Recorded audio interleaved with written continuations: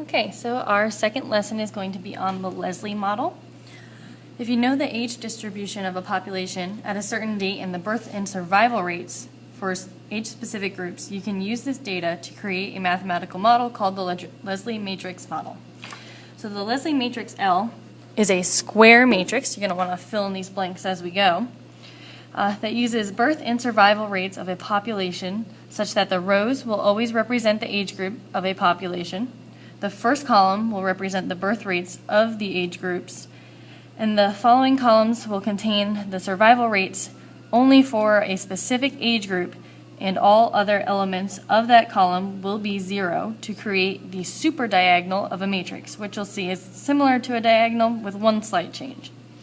Do not include the survival rate of the last age group because it is always 0 as the max lifespan of the population, because that age group will be dying off, so we won't need a survival rate for them.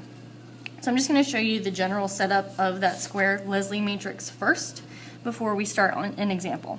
So since it's a square matrix, we're just going to go with a simple example. Let's just say we have a population of some sort of animal or person, and we'll just give it 4 different age groups. So that means my Leslie matrix, we're going to call it matrix L, is going to be a 4 by 4 matrix. So like we said in our little fill in the blanks here, it says the first column will represent the birth rates of the age groups. So since we have 4 different age groups, each column, I'm going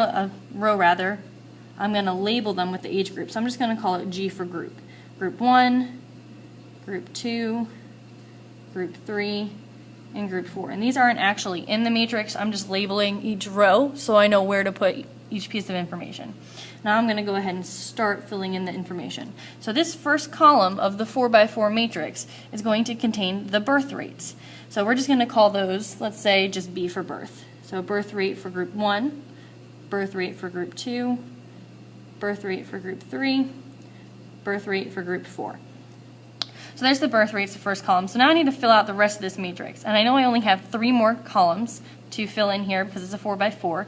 And in those columns I'm going to have what's called a super diagonal, which is kind of like a diagonal but not for the entire matrix.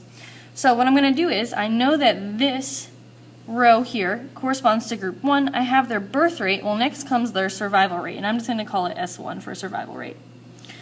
Well, the setup of this matrix is specific to our matrix multiplication, which we're going to be doing. So I need to go ahead and fill in zeros for all the other groups. So this column is only going to correspond to the survival rate of group 1. So I'm going to go over, and since I already have a survival rate for group 1, I'm going to put a 0 in the top of the next column. Underneath it, I'm going to put the survival rate for group 2. And then I'm going to fill in the rest with zeros. And my last column here is going to contain the survival rate for group 3, so I'm going to put 2 zeros in the top, and my survival rate of group 3, and a 0 underneath. And if you notice, this last row here for group 4 doesn't have a survival rate, and that's because that's the age group for which the population is dying off. So after this age group, they don't survive. There's none surviving, so we don't give them a survival rate. So that is our Leslie matrix. That's how we set it up. Okay, we're also going to have a population matrix, and we're going to call this P sub 0, and actually when you multiply them, they're going to be switched. The population matrix is going to be on the left, and the Leslie matrix is going to be on the right. But the population matrix is always going to be a row vector, which means it's only one row, and it has to correspond to the number of columns in our Leslie matrix because we're going to be doing P sub 0 times L. So it has to have 4 columns here. So I'm going to have 4 different groups, and I'm just going to put G1 for the population of group 1. You could use P1 for the population of group 1. I'm just going to stick with my G's here. G2 for the population of group 2, G3 for the population of group 3, and G4 for the population of group 4. And again, this is a 1 row by 4 columns. So the number of columns in your population vector has to match the number of rows in your Leslie matrix. So just a little extra here. This 0 here tells us that it is the initial population. So that's our initial. Or we could say it's our starting population. So that's what this is going to represent. And this 0 is going to change as we move through time, showing that our population is changing. So we can have different numbers there. We could have p sub 1, which means we have gone through one cycle. So technically here we could say p sub n is always going to be a row vector, and n, this n here, which is our 0 when we start, is going to be the number of cycles.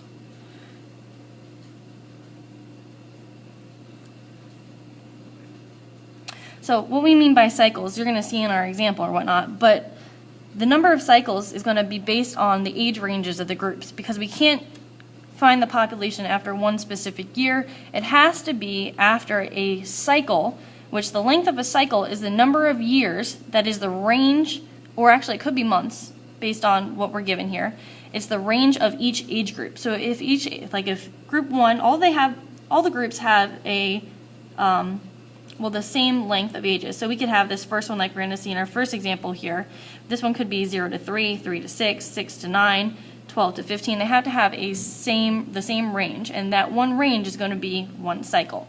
So the actual equation that we're going to use when we go through, I'm kind of running out of room here, but I'm just going to put a little star over here. So this is our equation. I'm going to box it in here.